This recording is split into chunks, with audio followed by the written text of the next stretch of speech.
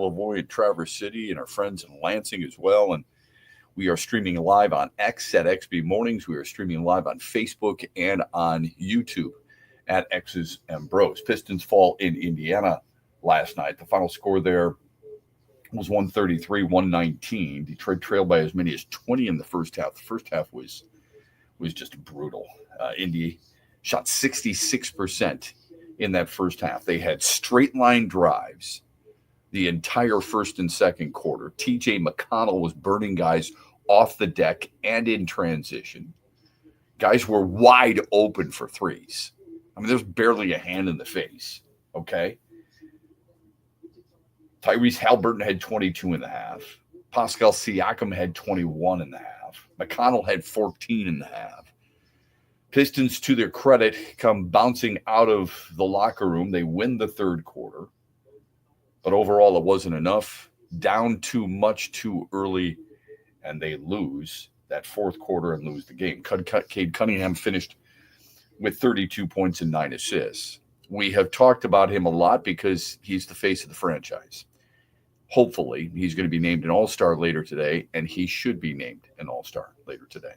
We have also criticized him for his turnovers. Last night, though, and we'll look at the box score, and people think they know the game, but they don't always know the game by the box score. If you watch the game, you recognize that, and look, I thought offensively, he was crisp last night, but you're minus 23 when you're on the floor. That's the worst of anybody on the team. He's going to play more minutes than anybody else, so you're bound to get caught in certain situations like that. Minus 23, not good defensively. I mean, that's horrible, and a big reason why they lose. Siakam closed the game with 37. That was a game high. Halliburton finished with 30, and the Pacers end up for the game. This is how bad Detroit's defense was last night. The Pacers shoot 57% from the floor, 50% from three. Now, I told you yesterday, it's a team that's been rolling, winning 9 of their last 11. Obviously, with the win, it's 10 of their last 12. They are 10-2 in the month of January, with all 10 wins by double digits. I'm not going to try and convince you that they're better than Cleveland or even perhaps better than Milwaukee. They're not better than Boston, but they're playing really good basketball right now. Is it too early? Who knows? But still pretty damn good for Indiana. Tigers signed right-hander Tommy Kahnle to a one-year deal worth $7.75 million. So it's another one-year deal. It's a bit of a Band-Aid, okay? But I have no problem with that with relievers. I'm not going to talk about his age because if a guy can get it done, he can get it done. I don't care how old he is. He's got a high whiff rate, which is great. Unfortunately, he's got a high walk rate, which is not great. The thing that would concern me about this, and it's not, I don't think it's a huge risk. So I like the signing, quite honestly. The thing that should concern us is that he struggles to stay healthy. In each of the last 3 years, he's missed a couple of months with arm injuries.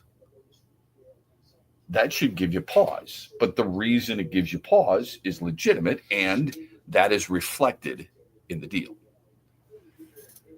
Red Wings are back at it tonight in Edmonton. Detroit trying to extend their winning streak to 4 games. Oilers trying to do the same. They are tied atop the Pacific Division. They won the first meeting 3-2 in overtime. Speaking of overtime, last night, the Penguins beat Utah in overtime. Sidney Crosby with a backhanded goal that was pretty sweet to give him 95 career game winners. That breaks the tie with Steve Yzerman. He is now 13th all-time in NHL history in that category. And Oakland University is at home tonight against Wisconsin Green Bay. The Grizzlies will tip off without their head coach, Greg Kampe. The Horizon League has suspended Greg Kampe for unacceptable behavior toward a referee the other night. So they go forward without their bench boss. All right? That's the deal right now. Yesterday, we asked you this poll question. We said, who's the worst new coaching hire in the NFL? Pete Carroll, Brian Schottenheimer, Liam Cohen, Mike Vrabel. Here's what we're asking you today. Who will have more success as a head coach in their spot where they were hired? In other words, who was the better hire? Was it Ben Johnson by Chicago or Aaron Glenn by the Jets? You can vote as often as you like at XB Mornings on Twitter. So follow us there, and I will retweet it out as well. It's an interesting poll question just because, well, I think people in Detroit have a special affinity toward Ben Johnson because they loved how the offense rolled, right? I think Lions fans were really proud of the offense. When you get guys like Jared Goff in the mix for MVP, when people are hailing Jahmyr Gibbs for his versatility and you're exposing that, and when you get Amon-Ra St. Brown as a Pro Bowler and Penei Sewell as a Pro Bowler and the creativity and so on and so forth, I think people are really excited about that. Aaron Glenn, I would hope people would have appreciated what he did almost as much because of the circumstances in which he was dealt this year. So when people are going to vote on this poll question, I wonder if they will be doing that based on how Ben Johnson made them feel during the season, or if they truly looked at Aaron Glenn and recognized the challenges that he had to deal with. On top of that, though, even though the emotional part with Ben Johnson, I think, is legitimate, because who amongst us didn't go out there talking to their friends or talking to people about a casual conversation about the Lions and start bragging about the offense? I mean, everybody did, right? There is a part of Lions fandom that also is pissed off at Ben Johnson. Why, I have no idea. But because he went within the division, I mean, suddenly the division becomes very scary to Lions fans, and suddenly the Bears become this big bad bully who they feel is, their arch rival, when we haven't necessarily seen that for years, as far as I'm concerned, and recognizing it. When you ask people who are the Lions' rival, they'll tell you more about Green Bay. Maybe they're just a little scared that Ben Johnson will expose a defensive flaw that perhaps they've been worried about for a while. We don't know, but that's the poll question. You can vote as often as you like, and we'll give you the results in the 8 o'clock hour tomorrow as well. When we come back, we'll talk a little bit about that Tigers signing, Tommy Kahnle, a one-year Band-Aid for the Tigers. So they've made some acquisitions in the offseason, and those acquisitions are all on one-year contracts. Alex Cobb as a starter, Gleyber Torres as the second baseman, and now Tommy Kahnle as a reliever. We'll discuss that with you on X's and Bros this hour of our program, proudly brought to you by Ferris Coffee, family owned for over 100 years now, and the official coffee maker of your Detroit Lions. Huge here for the Michigan High School Athletic Association. You can stay up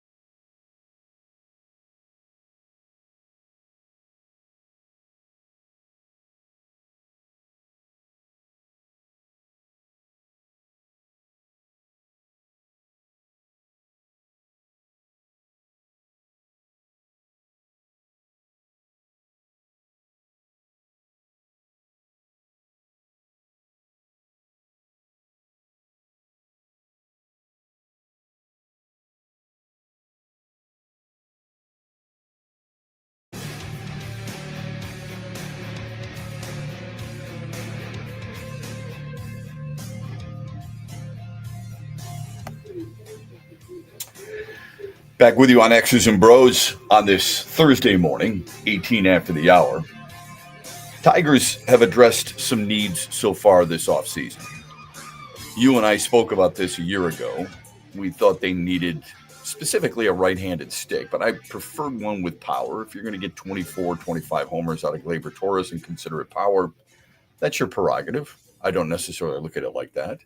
I think with his swing and miss and his poor defensive efforts, at least in his career so far, and I think it's fair to judge a guy based on what he's done in his career when he's this deep into his career. I think it's I wasn't thrilled with that signing. Wasn't thrilled with the Alex Cobb signing either. And I've been waiting for this team to do something to address the right-handed stick.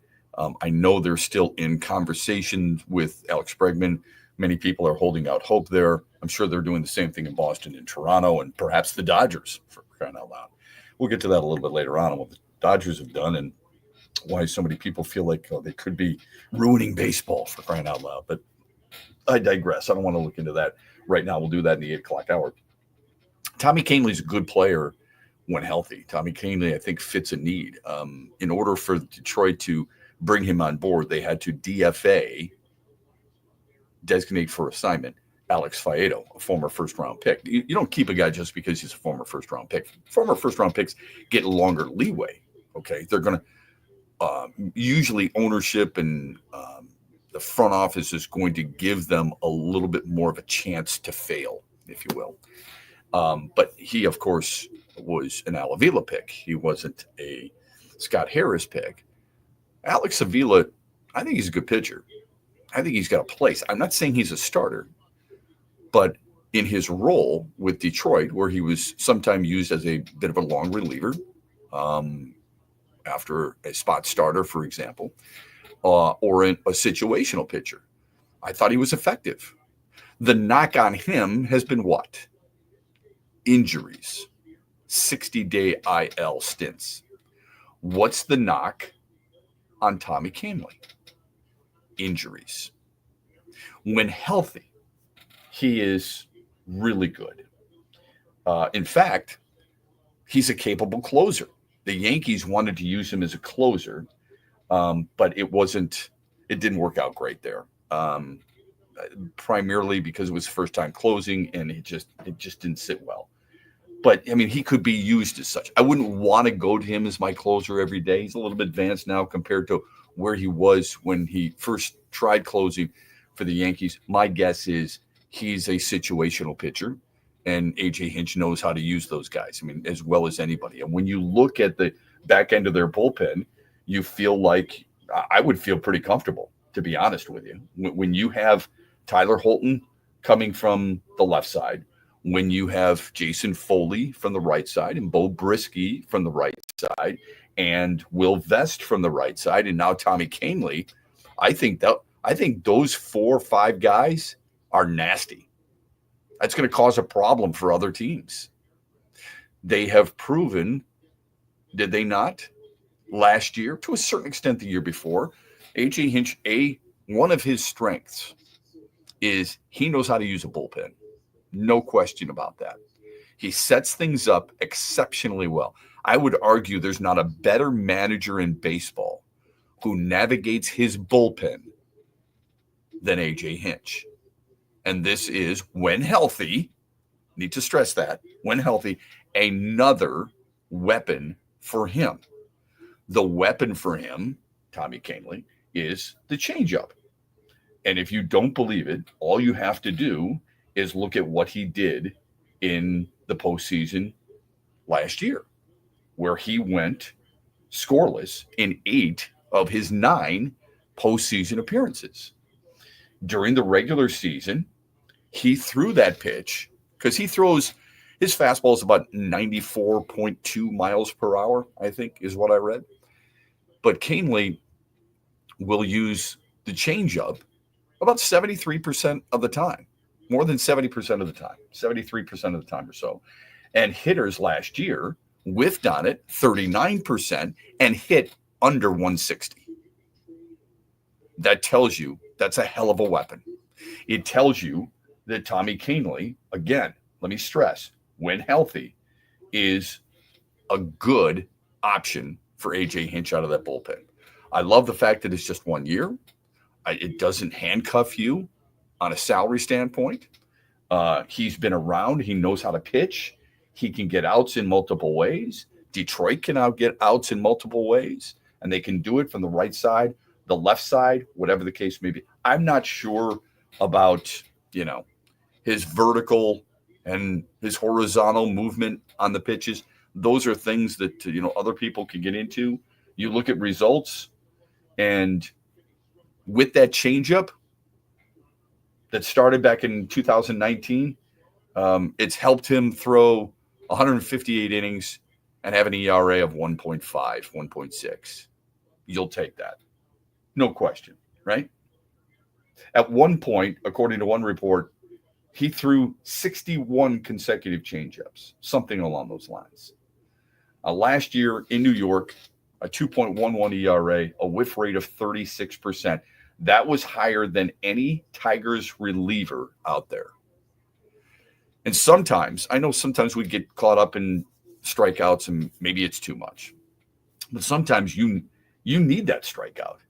When you're coming in certain situations, you need that strikeout. It's vital that you get that in order to get out of the jam.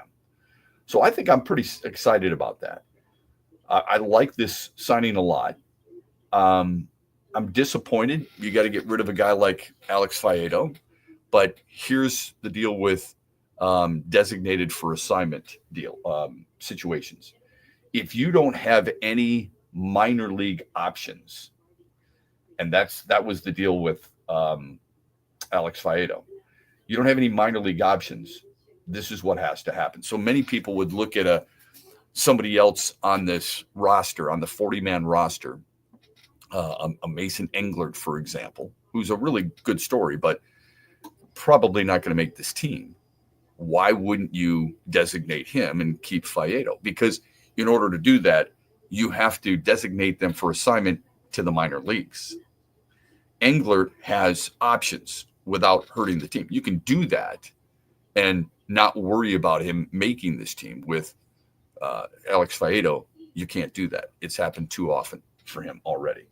So that's the unfortunate situation, because I think Alex Faedo could help you too. And my guess is somebody would pick him up. Some team is going to grab him because he's got pretty good stuff. He had a 3.61 ERA in 57 innings, and the 57 innings would give people great pause. But when you get through some of the shoulder strains and some of the injuries, then yes, he's got good enough stuff to be a major league reliever. I don't think he could do it as a starter, and I think the Lions came to that conclusion too, and here's the primary reason. He doesn't throw enough pitches. As a bullpen guy, you have to command 2 pitches. That's what they'll tell you. You got to command 2 pitches. As a starter, it's got to be a different set of circumstances, but you've got to be able to throw. You'd love 4, but you've got to be able to throw more, but command 2. Okay? If you can command your fastball and you can command your curveball, or you can command your slider, or whatever the case may be, but still throw 4 pitches, that helps you in your starting rotation. As a reliever, you've got to be able to command 2, and you may be only throwing 2. I mean, I'm not suggesting anybody on this staff is Mariano Rivera, but all he did was throw cutter after cutter after cutter after cutter, and people couldn't find it. So he commanded that 1 pitch, but he commanded more than 1, but that was the bread and butter. There's a lot of relievers. That's what they have. They've got the 1 pitch as the out pitch, but they command 2. That's really important. The Meyer hotline, 866-838-4843. You can text our program, Sports Radio, to 21,000. Excited to hear some of your feedback on this, the Tigers' latest signing. Maybe it just doesn't move that needle much for you because you're still waiting for the big name. I'm not sure. No, I wouldn't even say it. I don't think the big name's coming. All right. And it's interesting when you read some of these articles about the acquisition of Tommy Kahnle. Again, who I like the signing. Most people are like, well, what about Jack Flaherty? What about Alex Bregman? they gloss over this signing and how it can help this team. And I think it's because a lot of people are wondering, is this team going to have to win this year the way it won last year? Because not many feel like that's a possibility to repeat or a recipe for success. We'll get your thoughts on it as we roll on this Thursday morning. Glad you're with us on X's and Bros, brought to you by Ferris Coffee.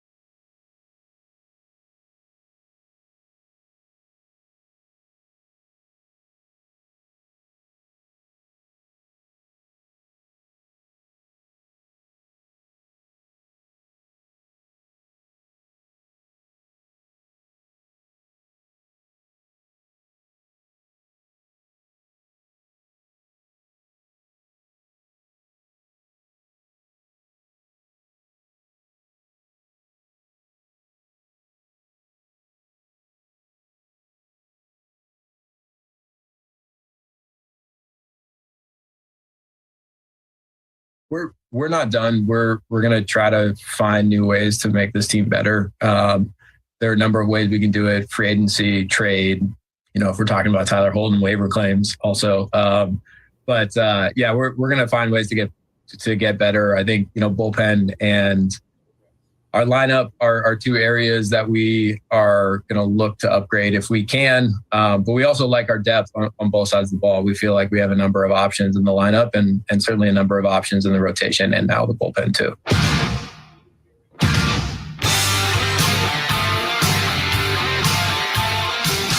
Scott Harris to the media yesterday, the outlook on his team. Of course, they're going to still try to upgrade. Even the Dodgers are still trying to upgrade, folks. That's nothing new. It's a very political answer. Very political answer. Well said. Yes, doesn't give you much, correct. No, I like their bullpen a lot. I do. I think it's really strong. The starting rotation is interesting. Who doesn't like Tarek Skubal? Of course, right? I would like him to a contract extension after last season, depending on how long it is, and that would make me feel a little bit better. But we know he's the ace. We know he's the number one guy, and he will be there on opening day in Los Angeles against the Dodgers while they get their rings. I do like Reese Olson. I hope he can stay healthy. I've said this to people for a long time now. You better get more starting pitching because you're not going to expect a guy like Reese Olson to give you a ton of innings. We've gone over this, right? How many innings you need from your starting rotation. You need, if you want to be a serious threat, you need over 800 innings from your starting rotation, well over 800 innings. The Tigers, I'm having a hard time finding them getting to 800 innings with Reese Olson, who, again, I like a lot, but look at his track record so far, okay? How big of a jump is he going to make? That's something Chris Fetter and A.J. Hinch will know better than anybody. My hope is they don't have to use their relievers as much as they used them a year ago. That's a lot of, look, they were great down the stretch. Actually, I think they were pretty steady all season long, but especially down the stretch. I don't know many people who feel like that is the long-term recipe for success. You can do it for a couple of months. Can you do it for 162 games? That's a very tough balancing act. And then when you look at the starting rotation, besides those two, obviously you're going to use Alex Cobb. So there's three. And Alex Cobb a couple of years ago, good long innings, obviously not last year with the injury. So it gives me some pause there. I don't need a guy to show me he's done it for 4 straight years. But coming off injuries, I think there's a reason for being a little hesitant before you want to jump in. Justified, yeah. Okay. Casey Mize. Casey Mize is going to be what? He's going to challenge. He's got to battle for a starting position. I know he's a 1-1, but he's had a couple of injuries. Big question mark. That would lead you to believe this. Let's say he makes it. Let's hope he does, because I like him. But how many innings can he give you? Who's left? You're not going to Kenta Maeda. How dare you? Please. Hopefully not. Please don't tell me you're going to do that. Who am I missing there in the rotation? I'm missing somebody. The name escapes me, so I apologize. But my overall point is there is a lot of innings that need to be made up. Did you say Jackson Jobe? Well, I didn't, because that's not necessarily guaranteed. Right. It sure as hell doesn't give me great hope trying to get him a lot of innings. If, let's say, Jackson Jobe. I just bring that up, Shep, because I'd like to think starting pitcher within that system, he probably has the best stuff. And he's one of the best. Look, I mean, when you bring him up when they did last year and you put him in postseason situations, he's gonna make this team. So that's what I mean. I'd like to think he's a major part of this team. So let's put him in there. How many innings could you expect out of Jackson Jobe? 125, 130? 130, probably. Yeah, sure. Okay, that's not a lot. That's not taking anything away from him. It's not taking anything away from the Tigers. You've got to kind of massage your way into this. Yeah, it'd be his first major contribution. Let's throw 200 innings. You're not going to do that. You haven't done that with anybody. Okay, you haven't done it with Derek Schoolby. You didn't do it with Mize. You didn't do it with Manning. Is Manning part of that mix? He sure wasn't enough of a thought a year ago. They didn't even bring him up for postseason stuff. I mean, he could have been in the dugout watching, but that doesn't mean – and getting a vibe and getting a feel for postseason, but he wasn't even a thought of putting him into a Tigers uniform in an active role. So let's say it's Job, and let's just say it's Reese Olson, it's Alex Cobb, and it's Tarek Skubal, and it's Casey Mize. Are you going to be able to get close to 900 innings out of those starters? Now, you're not finding – Kansas City was kind of rare last year. A few years ago, San Francisco was very rare, where you're able to use – your starting rotation throughout. Seattle a few years ago, it was rare. You didn't have to rely on a ton of starting pitching depth, calling them up from the minor leagues. Is there a better manager than A.J. Hinch who uses the spot starter? Probably not. No. Then he can use his bullpen the way he wants to. Minnesota has done that. All right. I don't know if there's a better manager, but he's as good as they probably get. Other managers are good at it. I'm not taking anything away from him. But he's earned that reputation. Yes. Well, he's got the reputation because he's had to do it.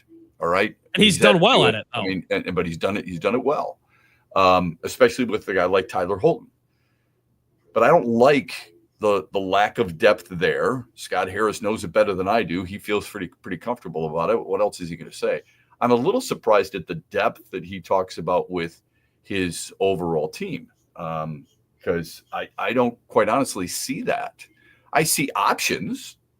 I see Zach McKinstry as a possibility, and Andy Ibanez as a possibility, and obviously Matt Vierling is a key player for this team. And what are you going to do with Jace Young? And do you like your catching situation with Dylan Dingler and Jake Rogers, two guys who have proven they're not offensive threats, but one's a very good defensive catcher, and Jake Rogers? I don't get the sense that this team has addressed its overall needs the way I expected it to in the offseason. I'm not talking about names, all right? Easy to get wrapped up in names.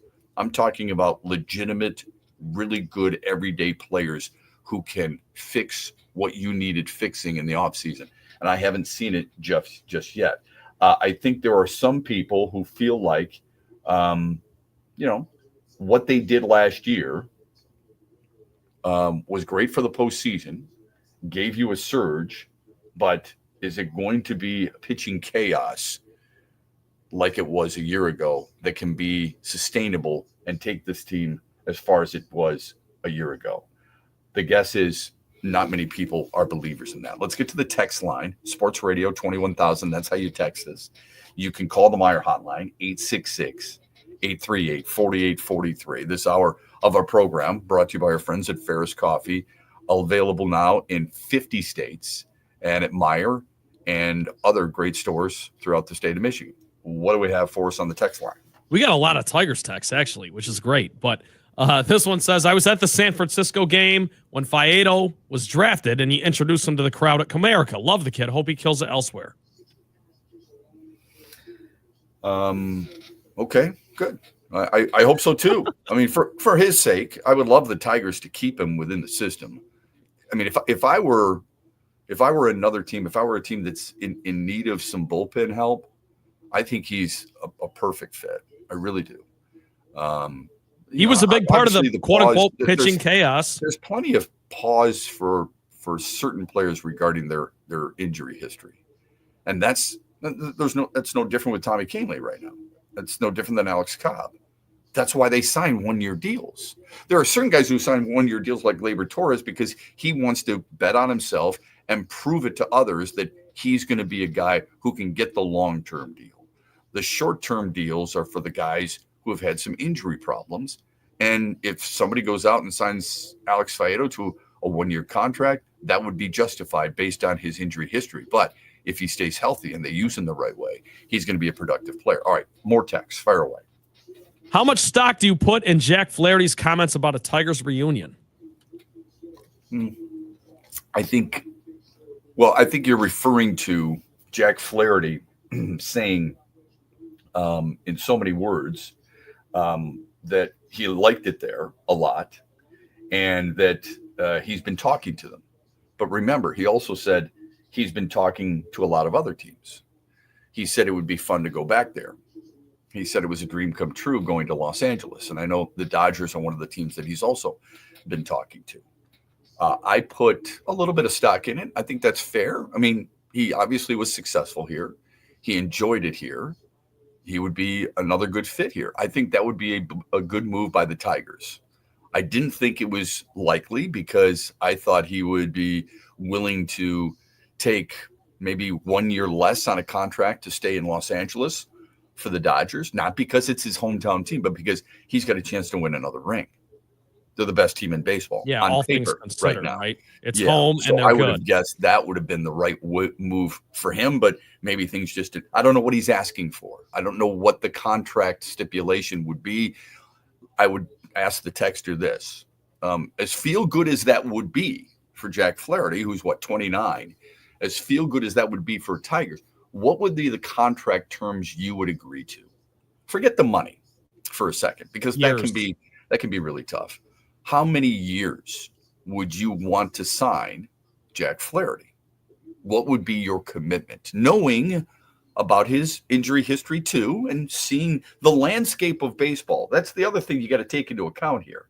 When you see other players, and it's not just players who the Tigers have signed, but other players signing on shorter term deals, you can see the way baseball at times addresses these types of talent. So what would it be for Jack Flaherty? What would you do? He's 29. What would you do, Right, Shep? I said he's 29. Remember this. He was really good in Detroit. He went to Los Angeles, and it wasn't great. It was decent, but it wasn't great. I would do a 2-year deal with an option for a third as a team option for a third. Okay. That's what I would do. Do you think he would accept that? Probably not. I mean, the fact that here's the thing, Shep. The fact that he hasn't signed yet kind of makes this more interesting. Tells you what? Well, it just tells me that he's clearly weighing out his options. And his latest comments around the Tigers, which is what the texter's bringing up, kind of highlights the fact that maybe he does want to come back. I don't know. Maybe he loves the staff and loves the coach and Chris Fetter, that is. And those are the things that you and I kind of scoff how at. you read into he hasn't signed anywhere, so maybe that means he wants to come back. How do you read into that? Help me with that one. Well, I mean, MLB free agency's been open for a while, and he's now at the top of the market. I mean, he's right there. So Scott Harris saying we're not done yet. Jack Flaherty saying I'd love to come back. I can see how fans would get excited about this. That's how I read into it. I don't hand up. I don't think it's going to happen, but I think it's a possibility. You know what I mean? Yeah, I think when you see, I'm not comparing. I see. I don't read into that. I don't read. He said, and I do a little too much sometimes, so that's on me. But yeah, I think that's again the emotional side, and that's fine. There's nothing wrong with that. Speaking glowingly about your team always makes you feel really good about yourself and gives you great hope. Okay. I don't always look at it like that. I think it's going to be about money. I think it's going to be about term. And I don't think Detroit is necessarily going to do that. And I don't think they necessarily should long-term deal. When you have guys like, and they're not the same pitcher, but but you got to understand the situation. Kirby Yates signed a 1-year deal. Ryan Stanek signed a 1-year contract. Ryan Presley went over in a trade, and Scott Harris had mentioned the trade aspect of it. So you're seeing plenty of people.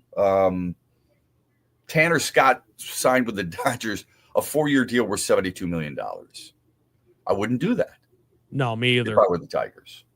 So I think that's where you have to take a look at it and see what you'd be willing to live with. And that's what they're trying to figure out. Again, but I think what's interesting, not every situation is the same. Let's use Justin Verlander as an example. Justin Verlander signed a 1-year deal worth $15 million with the San Francisco Giants. Would you do that, which is the same, by the way, as Alex Cobb? Would you do that if you're the Tigers for Jack Flaherty? In a second. If you're Jack Flaherty, you wouldn't do that at all. I would do the 2-year, the multiple-year deal with a club option for a third. How much is associated with that? I don't know. Okay, Michael Lorenzen signed for $7 million in Kansas City. Jack Flaherty is better. He's better than a better option than Alex Cobb. I would give him, somewhere in the neighborhood of a 2-year deal worth $38 million, $36 million with a club option for a third.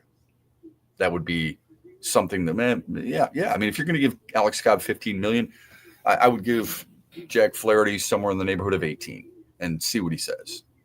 Maybe that's too much, but I don't want to be bogged down with a guy who's got some injury problems long term. I don't want to do that. Okay. I don't, that's a waste of money. And the difference between a team like the Yankees or the Dodgers or even the Giants, they can swing and miss, no pun intended, on those types of players. Detroit, it has longer term effects because of their payroll or an unwillingness to add to their payroll. Let's go to another text quickly. Where are the Tigers on Bregman? And if not Detroit, who gets him? I think it makes the most sense to go to Boston if I'm Alex Bregman. If you're willing to move Rafael Devers to first and then Tristan Casas becomes available, they might not want to do that, but Bregman could play other positions for them as well. I think the left, obviously the Green Monster makes a ton of sense. I think it's either Boston or he goes back to Houston. Now, the Toronto Blue Jays are said to be involved. The Dodgers could use him. I don't think they want Max Muncy every single day at third base. And obviously the Tigers are supposedly in that mix. I know that makes us feel good, and I know that brings us hope. And I hope I am wrong here. I don't see that happening. I see him going to some other place. Look, everyone talks about he's a winner. You're right, he is. And he wants to win. And I think he believes, and they've shown it, he can win in Houston. He can win in Boston.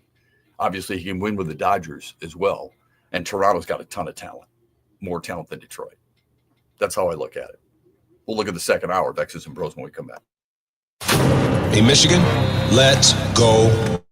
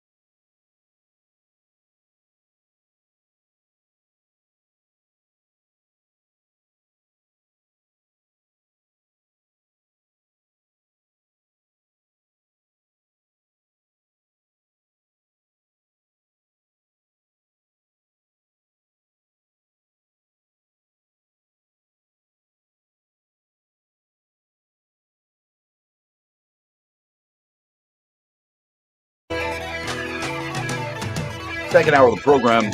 Thanks for staying with us here on X's and Bros. We'll get to more of your text coming up. Tigers fans really love to text in, and I love that. In case you missed it last night, the Pistons fall in Indianapolis to the Pacers, 133-119. The first half killed them. I mean, they were horrible defensively. First quarter in the first half, it was a straight line drive, but TJ McConnell's going end to end, barely untouched, had 14 points in the first half. Pascal Siakam's got wide open threes. Tyrese Halliburton's got wide open threes. They couldn't Indiana miss. shoots 66% in the first half. Halliburton had 20. Siakam had 22, actually Halliburton had 22. Siakam had 21 in the first half. We'll look at the box score and you go, oh, Cade Cunningham, 32. That's awesome. He really helped carry this team. I love Cade Cunningham. I think he's an all-star. He's going to be named an all-star later today. He should be anyway. And if he's not, there should be an investigation because he's been one of the best players without question. But Absolutely. He was a minus 23 while on the floor. If you believe in plus minus, you take that plus minus from hockey, you move it to basketball. Some people like the statistic. Many people don't. That's fine. But it's worth noting he was a minus 23. When on the floor, his team was outscored by 23 points. That is matador defense. And that's where you've got to become better. It's not always on him, by the way. Some of it, it's a team sport for crying out loud. So I'm not going to hold everything against Cade Cunningham. All I ask you to do is look beyond the points. We said it the other day when they lost, and Cade Cunningham had, close to 30 points or whatever it was. And I said, wait a minute, 9 for 30, 9 for 28. That's not going to work, man. You got to look beyond that stuff. Don't just get caught up in, hey, how many points did he have? Hey, good. Well, too bad they lost, but at least he was there. He was making some really nice shots. I love the crispness, the smoothness of the way he glides on the floor and things like that. But I also look at other things like, man, dude, you want to be engaged? Don't give me this. If you're going to just get caught up in that, don't give me this crap about defense wins championships. Stop, okay? Because you're not looking at that. You're looking at it as a team. When another team shoots 57% and they shoot 50% from three, I don't want to hear about defense wins championships, Shep, and then you immediately go to Cade Cunningham had 32. How come you're not looking at the defense? Oh, now we're quiet, aren't we? Yes, because our guy didn't get it done. You can call your guy out. Hell, you do that with other players. You do it with Jared Goff. You've done it with Riley Green. You've done it with other players. For some reason or another, because this guy's the best player on your team, because he's going to be an all-star, because he's a really good guy, and I like him a ton. I want him on my team, no question. But on occasion, it's okay to go, I really like my guy, but my guy didn't do what he was supposed to do last night. It's okay to do that and still say you're a fan and still say you like the guy. There's nothing wrong with that. But they had all kinds of problems defensively. Maybe it's just Indiana. Maybe it's just Indiana was that good or has been that good because they have won 10 of their last 12. They're 10-2 in the month of January, and all 10 wins are by double digits. That's saying something. So credit where credit is due. I know you hate tip the cap type of sayings. I do too. But the other team was pretty damn good last night, and I'll give them a slew of credit. Especially in the first half, yeah. Red Wings back at it tonight in Edmonton. Detroit trying to extend their winning streak to 4. The Oilers are on a 3-game roll as well, and they are the co-leaders with Vegas in the Pacific Division. Oakland University at home tonight against Wisconsin Green Bay, but without Greg Kampe, who has been suspended by the Horizon League for unacceptable behavior toward a referee. Here's our poll question. Who will be more successful as a head coach at their current stop? Will it be Ben Johnson in Chicago or Aaron Glenn with the Jets? You can vote as often as you like at XB Mornings. We give you the results tomorrow in the 8 o'clock hour as well. We will give you some Lions information coming up and some opinion. I want to get back to the text and see about the Tigers. Look, we were talking about the Tigers. Trent said he and his buddies have told him that they feel like the Tigers have gotten better with Gleyber Torres, Alex Cobb, Tommy Kahnle. Oh, this is probably before the Tommy Kahnle signing. I think their bullpen has gotten better. I don't think their starting rotation has gotten better. And again, when I say this, I hope I'm wrong. I hope Alex Cobb comes out and shoves it in my face. I hope Gleyber Torres does the same thing. The only thing that I would tell you to look at, and I think WAR is a big deal. If you look at the best teams in baseball, the collective wins above replacement statistic for the entire team is really important. If you've got a player who is a 2.5 to 3 WAR player, you're looking at about an all-star team, an all-star player. Gleyber Torres a few years ago was a 4 WAR player. A few years ago, if that's the version you get, then you're 2 thumbs up, right? And you'd probably be He's paying a lot more for it, he's though. A 1.8 WAR player a year ago, and made more errors than anybody else in each of the last 2 years at second base, 18 and 15 respectively. And he is among the worst defensive second baseman in all of baseball. You could argue the worst. All right. When you're a -10 defensive runs saved, that's a red flag to me. He averages 24 homers in his career. Does hitting 24 homers for you make up for that? That's what you have to ask yourself if you think that they have upgraded. And before we take a long, stern look at Cole Keith, let's remind ourselves, Cole Keith, a 1-1 WAR player a year ago, not a great fielding second baseman, but it's just his first year. You would hope that he would get a little bit better. Yes. It's interesting. I used to have this conversation with coaches and players. They'll tell you that it's not easy to make the shift to a different position. Like making the shift from shortstop to second base, you would think, well, they're 2 middle infielders. It's not that big of a deal. Oh, big difference. We've seen guys do it. But you're going to different spots on the field that you're used to going to in different ways, right? Moving up the middle. Okay, if you're going to be a right-handed throwing player with your backhand rather than with your forehand at the other one. Yeah, and your whole reaction time is different. First baseman and the communication with your first baseman is really important because you got a pitcher covering first base and you don't have any pitcher covering third base when you're moving that way. So communication is a big deal. How you turn the double play, your footwork, all those things are really, really challenging for players to try and get. Look, we're all habitual creatures, right? So it's not too dissimilar from an offensive lineman going from guard to tackle from one side or the other. They will tell you it is a massive difference. We may think, well, they're just an offensive line, let's clump them all together. That's not the case. And the same thing in baseball. So they tell us that it can be very challenging. It's going to take some time to get comfortable and so on and so forth. And then there's just like an almost nonchalant belief that, all right, Cole Keith will just move him to second, first. It's not that big of a deal. It is a big deal. His footwork at first base is completely different than the footwork at second base. How far he should roam, his toss to the pitchers, his positioning on throwing to second base for a double play, and the accuracy of that throw. There's a lot of getting used to chasing foul balls in foul territory and feeling for railings and nettings and tarps and so on and so forth. It's a big deal. But friends of Trent was telling him that, we think we've upgraded. And my question would be where? Bullpen, yes. But this conversation that he had with his buddies was before the Canely signing yesterday. So they're saying we've upgraded with Alex Cobb and Gleyber Torres. And my question would be where? I would love to know where they think they've gotten better. And here's my guess. It's just a guess because I don't know Trent's buddies at all. They love the fact that Gleyber Torres has been with the Yankees. He's played in postseason games, and he hits homers. And he's a star. I'm not sure we pay as close enough attention to his defense. And maybe I'm overemphasizing it. And the swing and miss, by the way. The phone number on the Meyer hotline, 866-838-4843. You can text the program Sports Radio to 21,000. This hour of our show is brought to you by our friends at Meyer.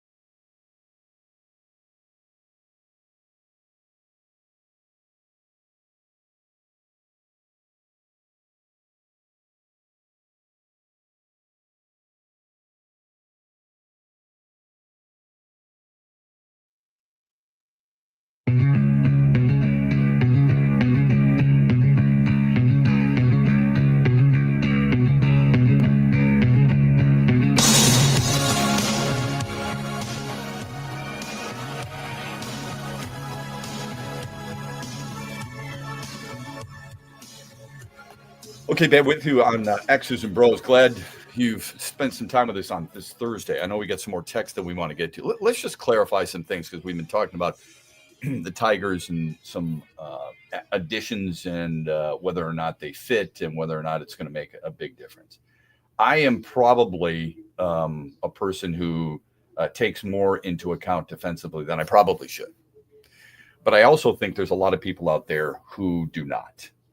I think it is inherent by us, inherent that we just say, I'm going to look at homers, I'm going to look at RBIs, and I'm going to look at batting average in baseball. In basketball, I'm going to look at points. So people think, man, you're hating on Cade Cunningham. No, I like Cade Cunningham a lot. I've made that pretty clear. If you've never listened to this show, you haven't, or if you've listened to this show, I should say, that you haven't been paying attention. I like him a lot. I think he's an all-star. I want him on my team. I think he's a starter. I think he's a hell of a player. But instead of looking at the 32 points last night, and yeah, look, he went 12 for 22. He shot the ball, he's shooting the blood out of the ball. That's a hell of a night. And he had 9 assists and only 4 turns, but he's a minus 23. So that tells me defensively, that's a problem. Okay. So I look at defense with Gleyber Torres when it comes to the Tigers acquisition. When people tell me, did they get that much better? Here's all I ask you is, how important is defense to you? I think it becomes important to you when the time is right. And for me, it's important to me all the time. Case in point, Game 1, World Series last year, Yankees, Dodgers. Yankees are up, Dodgers come back. It's tied 2-2. Gleyber Torres makes a huge error in the 8th inning. There were people in New York, and they go over the top, I'm sure, but who are saying Gary Sanchez and Gleyber Torres were the poster childs for bad defense. And that Gleyber Torres is one of those guys. You're a minus 10 defensive run saved. That's a problem. There are 2 metrics that they use to measure defense in baseball. There's more than 2, but a lot of people will fall to these. Defensive run saves, DRS, and OAA. Do you know what OAA is? That is outs above average. It's basically the cumulative effect of individual plays that a fielder has been credited with or debited against not being able to make the play. He was a minus 10 in OAA last year, the worst of any infielder in baseball. So to me, when we hear, again, it's not a debate with Trent's friends, they think this, that's fine. There's nothing, there's nothing wrong with that. Right? That's their opinion. They're fired up. I ask people this. I try to dive a little bit deeper. My wife rolls her eyes anytime we talk about this stuff. She's like, I don't understand why I have to do it. And I say this, because I truly want to know, because maybe I'm missing something. Not trying to be a smart ass here. Yeah, you're just not trying to be a know-it-all here. I'm asking, maybe what am I missing? Why is it you think it's an upgrade? That's all I'm asking. I don't necessarily. And then the belief, oftentimes, sorry, but the belief is, the comeback is, well, because now we're getting Torkelson out of first, we're moving Colt Keith there, and now we got a guy who's got some power. And what I say to them is, well, the guy you wanted out of there at first base has got power, a lot of swing and miss. Okay, and I'm not saying people shouldn't have given up on him. I wouldn't have, but I understand why people don't like him and don't want him. Right. But that's a lot of power there. You're putting in a guy who is hurting you defensively, has a lot of swing and miss, and is the power going to be there? How much power is there? Is 24 homers a lot? In 600 plate appearances, is that a lot? For the Tigers. So the answer is no. The answer is not. Okay. Right. So that's what I'm talking about a little bit sometimes when it comes to defense. Defense probably matters more to me than your average fan, but I think it's really important. And I also believe that when you're weak defensively in other areas, so now you're going to be weak at first, you're going to be weak at second, you're weak at short. We don't know who's going to be at third base, but if you're trying to tell me that it's going to be Jace Young, you're weak at third too. And you know what that affects? That affects your pitching. And You've been telling me that pitching is the strength of this team, and that's how they're going to win. I'm not saying it's a collateral effect all the time, but it is going to affect them. It affects more pitches, more outs in an inning. It may affect how you pitch a certain batter. It could affect, for crying out loud, you getting to first base on a roller to first base. You think people will be rolling their eyes and shaking their heads and say, you're taking it to extremes. No, I'm not. It's a very fair criticism to how the Tigers have approached the offseason. And yes, you and I talked during breaks about how my buddies are all fired up about the Tigers and stuff. Their belief is simply guys like Colt Keith, Parker Meadows are going to take strides, and that's why they're okay with cutting the fat, not to use that term, but with Spencer Torkelson and bringing in Gleyber Torres to bring some pop and some power to that lineup. And then you get to move Colt Keith to first and kind of minimize his defensive deficiency. I think we're hoping too, and I think Parker Meadows is on the right track. I like Colt Keith as a hitter. I actually like Wenzel Perez as a hitter too, but he might be one of the odd man out, and that's fine offensively. And Parker Meadows is really good defensively, so it doesn't matter. But offensively, that's fine. What about defense? Is all I'm asking. And that's a great question, Shep. And not enough people here tell me that defense wins championships, and it's really important. Folks, if that's the case, you have 4 guys on the diamond who you trust defensively. Riley Green, Parker Meadows, Matt Vierling, or Kerry Carpenter in right. And Kerry Carpenter's not considered a really good no, he's considered a liability at times. And Jake Rogers. Well, he's gotten better. So your infield is really poor defensively. So my hope is that if that's going to be the case, and that's what you want, they better be really flipping good offensively. And then I would ask you this: what last year gave you great hope that Jace Young and the combination at shortstop is going to be so good offensively that it can overweigh so much of the bad defense collectively, because you're really relying on two guys to be really good offensively. A 1-1 WAR player who's making a new position change, and sometimes defensively that changes your mindset offensively. If you're struggling on defense, sometimes it carries over. I hope it wouldn't with Colt Keith, and in a perfect world it wouldn't, but sometimes it does. It's human nature. Okay. Sure. So that's one. And then the other thing is a guy who was a 1.8 WAR player a year ago and had 24 bombs. Would it be enough? So this is probably unfair to Gleyber Torres, but I'll use it as an example. If he had 24 homers, batted .265, his career averages, but was a -10 defensively, would you be okay with it? That's what I ask you. I don't know if that's what he's going to do. I don't know, Shep. That's a great question, and I give you credit for being one of the few people that actually looks at defense in baseball, because I think a lot of these Tigers fans are just fired up based on how that playoff run went, but people have to remember the whole pitching chaos thing, that was not sustainable. So you need to be much better. I wouldn't want to go into another season like that. I haven't seen another team be able to do – well, Tampa has done it and used it successfully. So maybe I'm not giving it enough credit. So for me to say it's not sustainable is unfair. What I would say, let me amend that then, and I would say I don't think it's ideal. Yeah, you don't want to trust that. You don't want to lean on. I would have thought this team would have done something in the offseason. How's this? To avoid having to do that again. Sure. That's what I would say. And I think that's fair. The phone number on the Meyer hotline is 866-838-4843. You can text the program, Sports Radio, to 21,000. We are sponsored this hour by Meyer. I'm glad your buddies have said that. It gave us some discussion regarding baseball. I think it's important. I would love to have a conversation with them about that very topic on why they feel Detroit has upgraded, because I don't think they have. We'll get back with more after that. Huge here for the Michigan High School Athletic Association.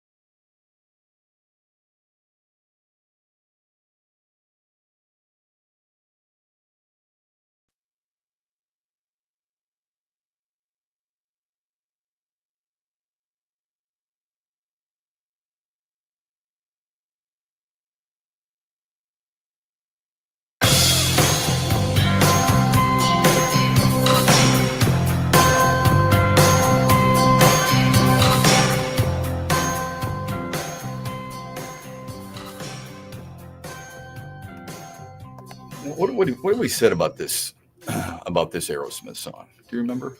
You and I with that conversation. If you're going to play Mama Kin, You're not a huge fan of this song. I'm not a huge fan of probably Aerosmith past 1990. Like, if you're going to play something from the Rocks album, that's cool. Janie Got a Gun, Lovin' an Elevator do not belong in our playlist. They don't. I will just delete it right now, I Shep. would greatly appreciate that. I know we have more texts regarding the Tigers. Snobbery. Yes, we do. Isn't it beautiful? It's great. Can you admit you're a snob in anything? Of course. Be honest here, okay? Let's have the self-evaluation. Can you be honest that you are a snob in anything? Because I could admit I'm a snob for sure. I can be a snobbery when it comes to baseball.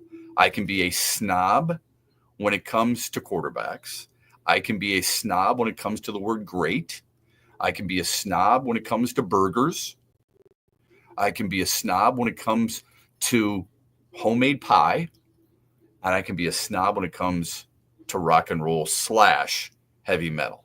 That sure as hell isn't heavy metal. Just because a band who has performed heavy metal plays one of their songs like that trash, that doesn't mean that it's equivalent to heavy metal. All right. So, yes, I am a snob when it comes to that. Are you a snob in anything? Yeah, for sure. And actually, I would agree with you on the most with the last thing, the music. But, I know that's ironic because I just played. My snobbery do not add up. Janie's Got a Gun. Yeah.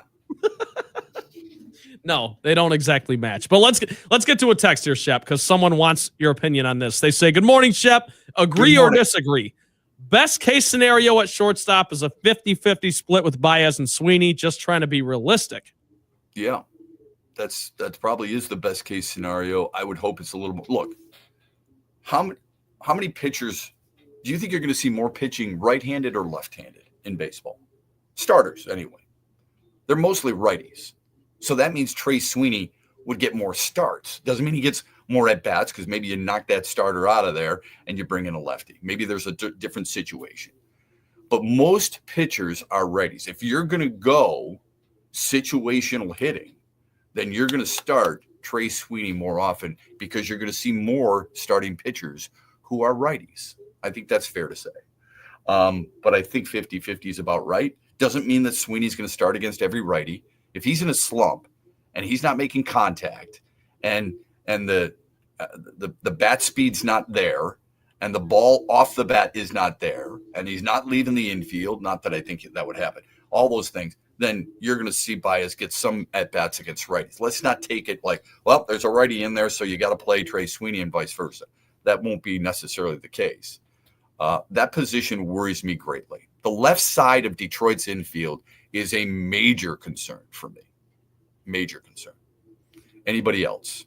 Any other texts? Yeah, we got one more. It says, maybe it's just me. I'm not that impressed with Scott Harris so far. This offseason has been so safe. After the playoff run you just had, take a swing. No pun intended. What's his best move? That's a great question. What's been his best move so far? I'm not asking you to judge him completely yet. This is just his second year. Or is it his third? Third year. Third year. I think the best move is Gleyber Torres. Is it really? I think that's the best move. You're saying this offseason or overall? Oh, this offseason. I thought that's what you meant. Sorry. I think the Tommy Kane. I'm happier with the Tommy Canely pickup than I am Gleyber Torres. When I say best move, I mean what's his best move in his role as Tigers president of baseball ops? Yeah. My God, that's hard. Free agents, I'm trying to think of like players he's extended. I think giving Colt Keith a real contract early was kind of a good move. But again, that's one of those things we have to wait and see. Yeah, what do you say? There's a couple that come to mind for me. Signing Jack Flaherty and then turning him in a trade was really good. Yeah. Signing Zach McKinstry was really good. He's not an all-star, but he's a valuable player to this team. All right. He gives you a guy who can play second base, shortstop, third base, and outfield. Not that you necessarily want him there, but he gives you that versatility, and he usually makes pretty good contact from the left side off the bench. You got to have guys like that. I don't want a full team of them. I don't want a full roster of them, but you got to have guys like that. And I think the trade for Matt Vierling was a good one. Now, you traded Cody Clemens and Gregory Soto for Nick Maton and Matt Vierling. One guy has worked out. And worked out well, you could argue. A good player for you. Those are the three that come to mind for me. Now, does that trump the signing of Mark Canha, who I told you I didn't like that signing? Yes. The signing of Gio Urshela, I told you I didn't like that signing. The signing of Kenta Maeda, I told you I didn't like that signing. And then you take it into this offseason, and the signing of Gleyber Torres and Alex Cobb and Tommy Kahnle. So I think it's been a little bit of both. It's fair to say he hasn't done anything spectacular. And I think that's what Tigers fans were hoping to get. That's what this texter's getting at. I would remind you this.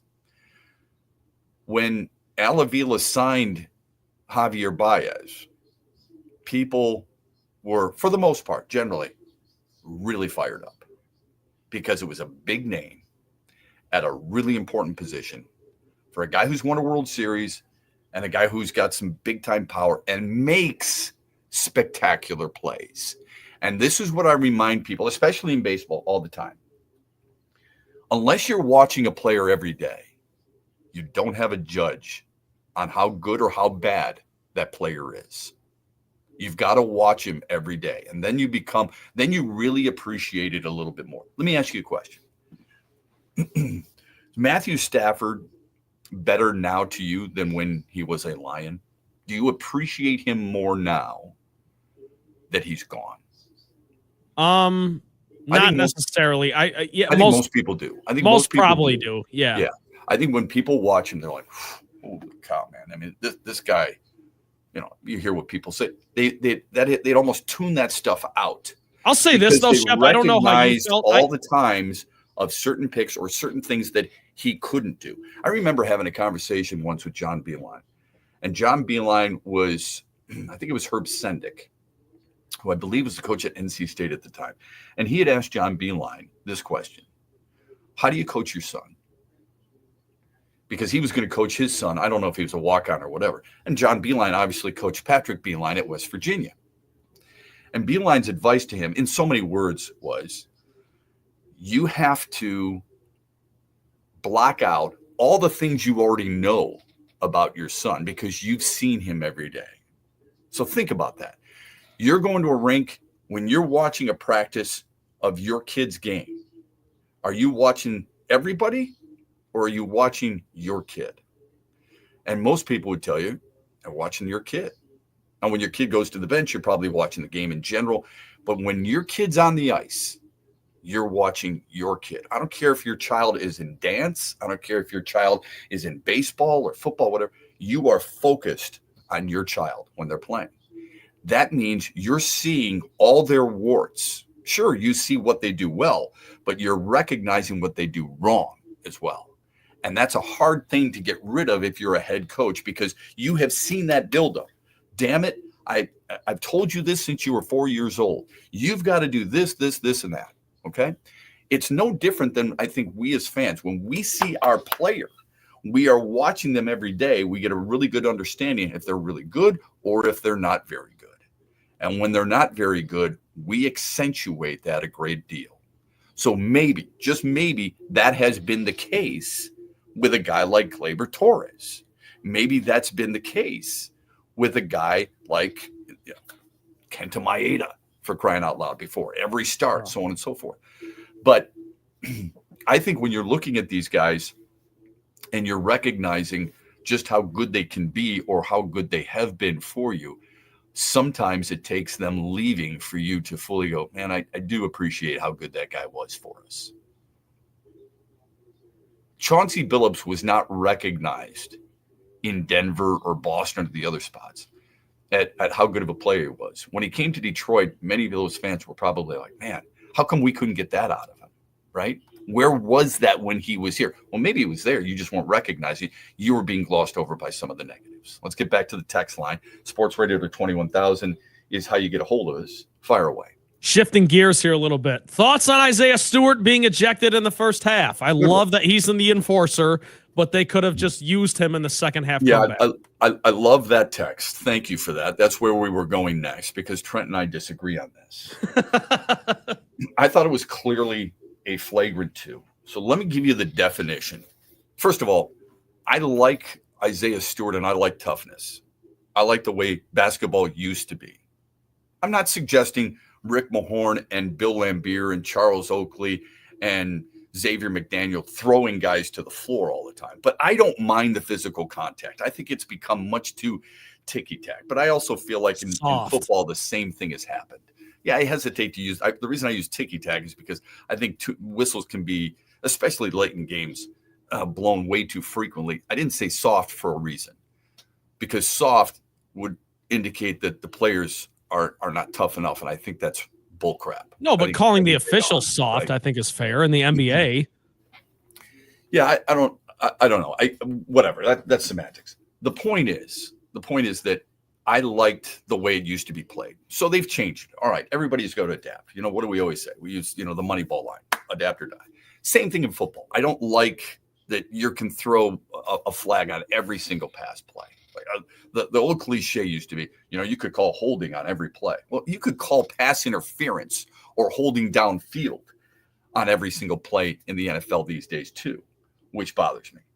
So I don't like how ticky-tack it's become in the NBA. I like Isaiah Stewart's physicality. I'm getting a little perturbed with the constant sticking the chest out, come try and get me. This is who I am. I'm going to be rough and tough, even at the detriment of my team. Well, did you see him walking into the tunnel? Yeah. And showing his jersey? In case people were unaware, he threw a player to the ground for Indiana. Now, here's the flagrant fouls. A flagrant foul penalty 1, according to the NBA official book, unnecessary contact committed by a player against an opponent. Did that happen? Yes. Absolutely. Flagrant foul penalty 2, unnecessary and excessive contact committed by a player against an opponent, and it's reviewable matters. Okay, whether the personal foul should stand or be ruled flagrant 1 or 2, or a technical foul, whether any other players committed unsportsmanlike acts or unnecessary contact immediately. Unnecessary act, unnecessary contact. That's exactly what happened. And I don't know how you could deny it. I don't know how you can say, well, it's a flagrant 1. It's not a flagrant 2. What he did was intentional. Okay. It was not a basketball play, and it was unnecessary and excessive. And I would argue this. If that was done, I don't care what Piston name you want to put in there. I don't care if it's Malik Beasley or Kate Cunningham or whatever. Go ahead, put it in there. If that happened, what would you want? You would want the flagrant 2. I got no problem with physicality. I have no problem with flagrant 1s. But his actions told me, at least as soon as I saw it, that it was a flagrant 2. That was my belief. Okay, so and I do think there's – sorry, go ahead. I was going to say, how much would he have helped this team in the second half? It's not like he's this great scorer. And they won the third quarter, by the way. And they went on a little bit of spurt when he got ejected, perhaps. And Trent sent me this text last night. He thought this was going to energize this team. I know that's a common saying, and sometimes I think it does work. Sometimes Absolutely. it applies. Sometimes it applies. Sure. So I'm not going to totally disregard it. If that's what it takes to get you fired up after losing badly in Cleveland and getting schooled in the first quarter, then I worry about the team's mindset a little bit. Yeah, you got bigger problems. Yeah, you got bigger problems. I don't, Isaiah Stewart helping this team helps them defensively and helps them rebounding wise. I don't know how much he would have helped them offensively. Detroit won the third quarter. They got blown out in the fourth quarter for the most part, and Indiana was the better team last night. That's the way it is. Because really well. Okay, so I don't necessarily think if Isaiah Stewart stays in that game, the Pistons win. That's not my argument. Right. I thought flagrant 2 that early in a game where tensions are high, both teams hate each other. I do think the referees have some sort of responsibility to kind of just be like, okay, let's break this up. Or, Shep, if they want to set the tone early, then just give them the flagrant one. Hey, Isaiah, we're not doing that. And if you do that again, then you're out of here. Then it's a flagrant 2. I thought it was a little aggressive. So if you do it once, so by your reasoning, first of all, it doesn't matter when it happened in the game, and it doesn't matter that tensions are high. Who cares? I mean, I think that has nothing to do with it. What you're saying, if you do it again, in other words, you do it once, that's fine. You do it a second time, then it's the flagrant 2. Well, see that, Shep, I think that's the whole point of the flagrant 1 versus 2. It's not like Isaiah Stewart wound up and clocked a guy in the face. He had an aggressive box out, and it was, to your point, it wasn't a basketball move. Give him the flagrant 1, give the Pacers the technical, and move on. If he does that again, you've set that you've set that standard, you've set that tone, then you can get him out of here. I just thought, whatever. And again, I don't know if Isaiah Stewart sticks around if the Pistons win that game. That's not my. All I ask you to do is this: be consistent. I want you to look at it objectively. That Rule 12B, Section 4B. If contact committed against a player with or without the ball is interpreted to be unnecessary and excessive. Was it unnecessary and excessive? It was unnecessary. I don't think it was excessive. And by the way, George Blaha agreed with me. Well, I'm not saying you think that wins your case. You think the guy who's paid by the team, who's called games for 50 years, and why don't you look at Chris Denary then in Indiana? No, Shep. I'm just he disagrees with you. I came across weird there. George Blaha, he mentioned the fact that Isaiah Stewart didn't extend his arms. It was just like there's nothing in the rule book. It was a bump. Absolutely nothing. It was a bump. Says you have to act. Come on, Trent. I mean, could you do me a favor? Take your Pistons hat off for just a moment. I am. It was a bump. Flagrant 1. I say flagrant 1. Is that? I don't think we disagree as much as we agree on this. It absolutely was unreasonable. Absolutely nothing in the rule book that says you have to extend your arm. That has nothing to do with it. It's unnecessary and excessive. I don't think it was excessive. Okay, therein lies our difference. But and by the way, that is an objective term. Right to the chase. If you don't need to bring up. And by the way, George Blaha agreed with me. Oh, like that's the difference maker. Oh, you win the argument. Ding, ding, ding. No, wrong answer. Okay, that has nothing to do with it, and it has nothing to do with. Even he said he didn't extend his arm. So what? What does that have to do with it? Because I don't think that makes it excessive. If it's just if it's a shoulder shove, it's not excessive to me. So, dude, I got news for you. If I put somebody in a headlock, I'm not extending my arm. Okay, and that could be excessive. All that had nothing to do with whether or not it was excessive. If you look at that replay, if you look at the play in general, I think most people come to the conclusion. I mean, you're like, George Blaha agreed with me. Guess what? The referees in New York didn't. So guess who gets the victory in that argument? I do. Yeah, they threw him out. That has nothing to do with it, dude. Has nothing to do with it. But the excessive part is, or the lack thereof, is where you and I would disagree. I thought it was excessive, especially when it's away from the ball. Our phone number on the Meyer hotline, 866-838-4843, or you can text the show Sports Radio to 21,000. When we come back, we've got your daily wager. We've got the results from yesterday's poll question, and we take more of your texts.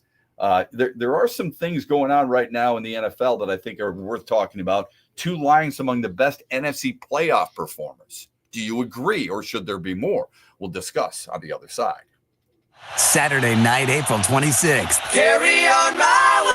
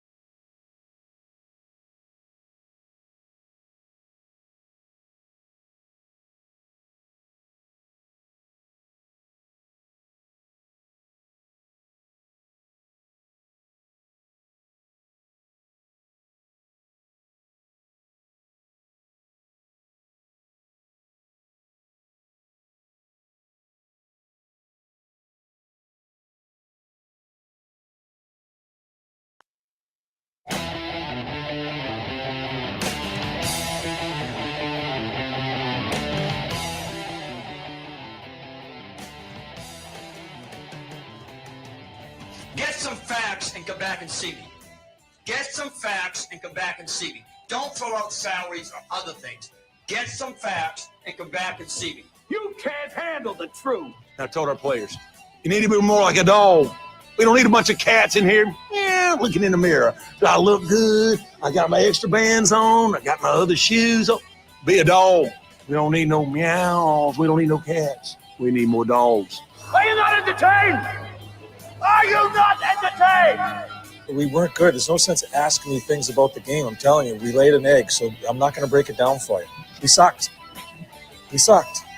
We laid an egg. That's all I have to say, guys. I'm sorry. I'm not going to break it down for you. Nothing went well for us. It's on us. We have to figure it out, and we will. It's showtime. Let's hope it gets figured out, right? John Tortorella, good for you. Welcome. Final hour here, X's and Bros throughout the great state of Michigan. This hour is brought to you by Soaring Eagle Casino and Resorts. The Super Bowl right around the corner. We will get to our daily wager, brought to you by Ascend at Soaring Eagle Casino and Resort. We will get to the final results of our poll question from yesterday. We do have one for you today. Who will be more successful, the head coach at their current stop? Ben Johnson in Chicago, Aaron Glenn with the Jets. You can vote as often as you like by following us at XB Mornings. In case you missed it last night, Tigers signed reliever Tommy Kahnle to a one-year deal worth $7.75 million. We talked about this most of the morning. I do think I like the signing. I do think it solidifies an already strong part. The strongest part of the Detroit Tigers is their bullpen. When we talk about, and I think their outfield defense, but when we talk about the Lions, immediately we go to the offensive line, and rightfully so, because I do think that's their strength. When you talk about the strength of the Detroit Tigers, it is their bullpen. And Kahnle, when healthy, I remind you, is a very good addition. Really good changeup, strong whiff rate, high walk rate, struggles to stay healthy, missing at least 2 months in each of the last 3 seasons because of arm injuries. If that causes a red flag, because it does cause you a red flag with Casey Mize. I know that was a problem. Which is interesting because Tarek Skubal said Tommy John a couple of times, but it doesn't cause a red flag for you there because he's the American League Cy Young Award winner. He's the Triple Crown winner. So why would it? He's proven that he can overcome it. It doesn't with Casey Mize, and I understand that. That's good logic. Pistons close out the road trip with a 133-119 loss to the Pacers. They trailed by as many as 20 in the first half. It really killed them. I mean, that first quarter especially, when you give up 40 points in a quarter, you're just not engaged defensively. Indiana shot 66% of the first half, 57% for the game. They shot 50% from deep.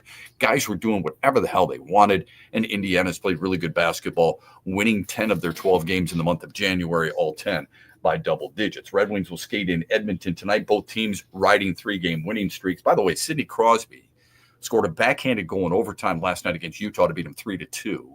That is his 95th career game winner, breaking the tie with Steve Yzerman for 13th all time. I do want to talk a little bit about this interesting article. What I thought, obviously unfortunately for the Lions, the playoffs did not go as long as we wanted. We know that. I hate to bring it up, but it's true. But CBS Sports I think they do a really good job of bringing up, I don't know if they do it for their TV sports talk show hosts or what, but I hope that more and more national hosts are taking away unique and interesting ways to look at football as you move forward. I too oftentimes just get stuck on Lions, and what needs to be done and who they got playing and so on and so forth. CBSSports.com is really creative in this way. And what they did is they put together, so far, the best NFC playoff performers at each position. How many Lions do you think are worthy? Now, don't give me this, you've got to have this guy and you've got to have that guy. Tell me the people who played in just the one game, unfortunately. So for example, Jaden Daniels, they put as their quarterback for the NFC. This is just the NFC. Saquon Barkley's a given, okay? Who do you think is part of it? Which player had really good postseason game for Detroit that would allow them to be on this list? I'm going to give you a hint on how many Lions are on it. Okay? Okay. 2. For me, it would be a no-brainer. It's Jahmyr Gibbs and Amon-Ra St. Brown. So you think Jahmyr Gibbs over Saquon Barkley? You're disqualified. Well, you can only get one running back. Yes. Okay, then no. I would not put Jahmyr Gibbs over that. But just, he had 105 rushing yards and 2 touchdowns. I'd put Jahmyr in there. But if you can only have one, then you take Saquon for sure. Right. Barkley's got 3 touchdowns of 60 yards or more. And again, he's played an extra game. So yeah, right. But yes, I'm sorry. I didn't realize you could only take one. Yeah, it's not only apples to apples. Okay. So who would you take? Again, Amon-Ra St. Brown. Amon-Ra St. Brown is one of them. All right. Okay, so cool. there's 3 wide receivers. It's Terry McLaurin, De'Ami Brown, and Amon-Ra St. Brown. Sweet. From the NFC. Well, I just, I think that's correct. The guy had 137 yards and it was a shootout, but you would guess most of these guys are going to be Philly or Washington, right? I mean, because they played the most games. Yeah. And they've looked the best, right? Those teams played really well. There's one other Lion, and I'll give you a hint. He's on the offensive side of the ball. Is it? I mean, I don't know. It can't be Penei Sewell, is it? Why can't it be Penei Sewell? Because I don't think he had a great playoff game. That's just me. But is it? Is it him? It's not. Okay. I just wanted your. Yeah. No. I don't know. Hit me. Okay. It's Frank Ragnow. Cool. Surrendered 1 pressure, no sacks on 68 offensive snaps. Did you know that? No. And based on those stats, that's perfectly justified. Yeah. Neither did I. Which goes back to what we said yesterday, that the offensive line rarely gets noticed. Right? I mean, right. If you and I collectively had conversations, I always think about your buddies when it comes to this stuff. If we had collective conversations about the Lions' offensive line yesterday, or anytime after their loss, how would you and I describe it? Below average. Yeah. Not good, not what we usually expect. All right. Frank Ragnow was so good in that game. But how many truly noticed the center and his performance? Well, the answer is going to be not enough. Whether it's 2 guys out of 10 or whatever. The answer clearly is not enough. Usually, hardly anybody. Nobody. Hardly anybody recognizes them. It's unfortunate, but that's their world, and they embrace it, and that's why they're probably the closest unit. Yes, I said unit on any sport. Those guys just stick together because they recognize it. And that's why Brock Purdy goes out and buys some trucks. And that's why, Jalen Hurts goes out and buys some golf carts because they recognize it. All those guys in that locker room, especially the quarterback, those guys all recognize the importance of that offensive line. But I thought that was interesting because yesterday, what did we say? We were saying things about the best players at the different positions, and there was the best offensive line, the first offensive line trophy going out by CBS Sports, and that Penei Sewell was involved in that conversation. Lane Johnson was involved in that conversation. You had guessed a number of the offensive linemen, Tristan Wirfs, for example. These guys were all part of it. There was no Frank Ragnow, but look how good he was, and he's a Pro Bowler. Look at how good he was on that. One pressure, and 68 offensive snaps. Yeah, that's awesome. One pressure, not a sack. It's called a pressure. There's a difference. All right. When we come back, we'll get to the final results of the poll question and the daily wager. And I do at 8:35. I want to know this. Are the Dodgers ruining baseball? Think about that for a minute. Have they ruined the game of baseball for you? I would say no. Even though they're outspending everybody, even though they've won the World Series, even though they're adding to their coffers, I would say no. And I've got a good reason for it. We'll have it for you when we come back. It's time to go on the court with Matt Shepard. It's a new day to celebrate.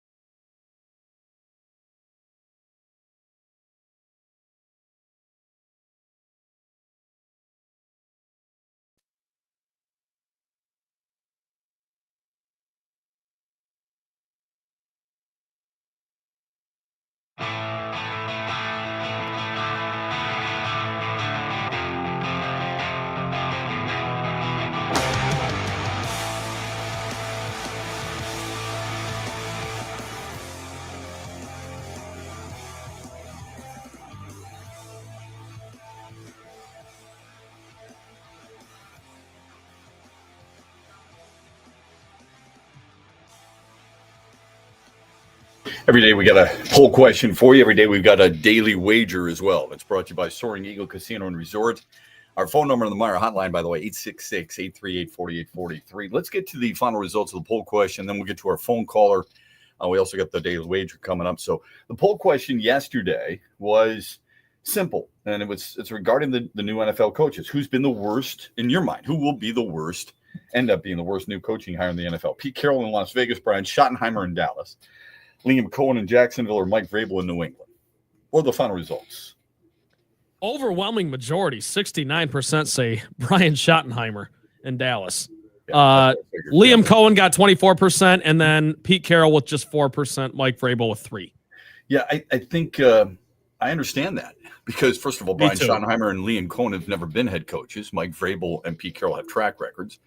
The other thing is that, and there's rumors that maybe Russell Wilson goes to Vegas to reunite with Pete Carroll. I don't know if that's in the cards or not, but That'd the be other thing nuts. is, let's face it, people feel like Jerry Jones runs Dallas. He does, and they don't trust him. They don't think he's very good at what he does, and he's not, and it's pretty obvious. All right, the final results we appreciate, and it goes to Brian Schottenheimer. The daily wager. Last night, it was Pistons related, was it not? I don't think you had Central Michigan in basketball. Yeah, no, I did not. Thank God. I had Cade Cunningham to hit 3 or more 3-pointers, and although he shot 12 of 22, he went 1 of 5 from 3, so that was not great. But tonight, I simply got Red Wings money line. They're dogs. They're playing the Oilers, so rightfully they are dogs. But I'm riding this train. I mean, 11-4 since Todd McClellan took over, so I'm going to keep riding it till the wheels fall off. Okay. Till the wings fall off, Shep. One of his old teams. Okay, sounds good. Let's get to the phone lines. The Meyer hotline, 866-838-4843. Who do we got on this Thursday morning? Zach wants to talk MSU hoops with you.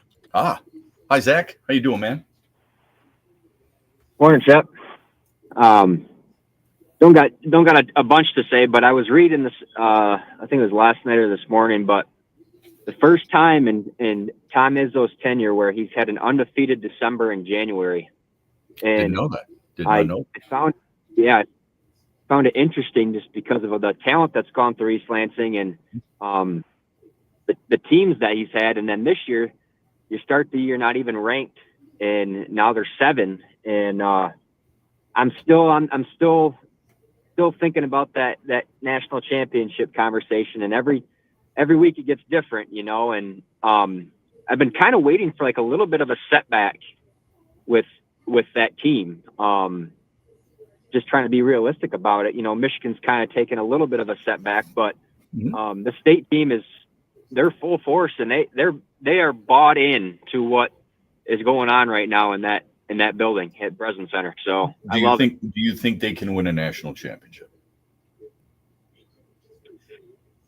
I think it grows on me, yes, but I watch, like Auburn and Alabama and those top 5 teams, and I mean those teams are really good. But the one thing that I think that would make Michigan State in that conversation or make a deep run or even make it there is the depth that they have in so many guys and different lineups that they can put out there. I think that's a big strength for them for sure. I think their rebounding, their defense are really important. I would just, I don't think there's a perfect team out. I think they can win a national championship. And I don't say that lightly. When I ask people that question, I'm glad you brought it up, Zach, because I've asked people that same question about Michigan State. Because I think it's okay to have that conversation now when they're 20 games deep.